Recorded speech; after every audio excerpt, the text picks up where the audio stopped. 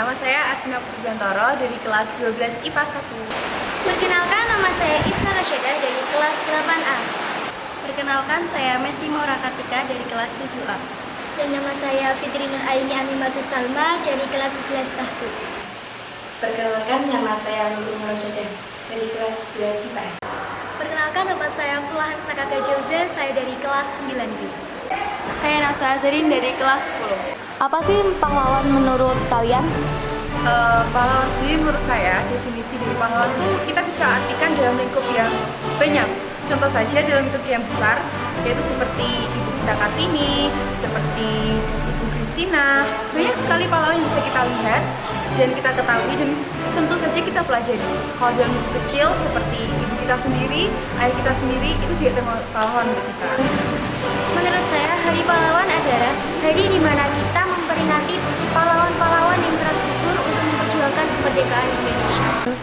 Pahlawan menurut saya adalah seorang yang memperjuangkan bangsa dan rela berkorban demi bangsa dan negara Ini namun termasuk pahlawan yaitu orang tua kita, guru-guru kita, dan juga pahlawan kita saat ini adalah para rekan medis yang memilih bertahan untuk tetap berjuang dalam melawan pandemi yang menyerang bangsa ini.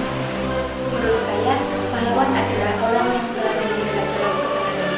Pahlawan menurut saya adalah seseorang yang rela berkorban dari jiwa maupun raganya demi kesejahteraan bangsa maupun negara tanpa mengharap imbalan suatu apapun. Namun di era milenial ini pahlawan bukanlah seseorang yang berperang melawan penjajah lagi.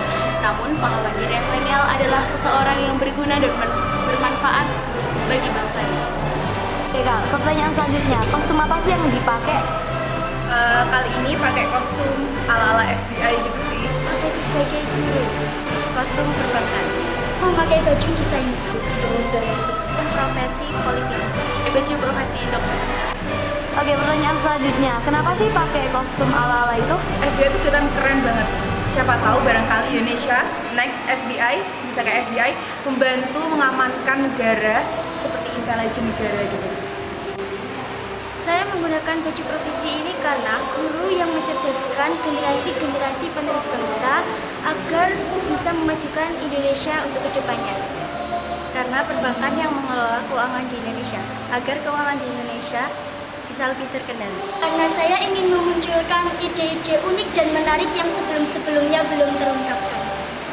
Salah satu faktor negara dikatakan maju karena perekonomian, dan saya ingin memajukan perekonomian. Karena saya ingin mencari keadilan sejarah politik di Indonesia dengan cara mendongkrak sejarah-sejarah politik di Indonesia yang belum Karena menurut saya, profesi dokter merupakan profesi yang sangat mulia. Profesi ini juga merupakan salah satu profesi yang mencerminkan tindakan sosial yang nyata. Apalagi di era pandemi ini, profesi dokter sangatlah berkontribusi besar. Mereka menjadi pahlawan garda terdepan dalam menangani virus COVID-19 yang sangat ganas ini.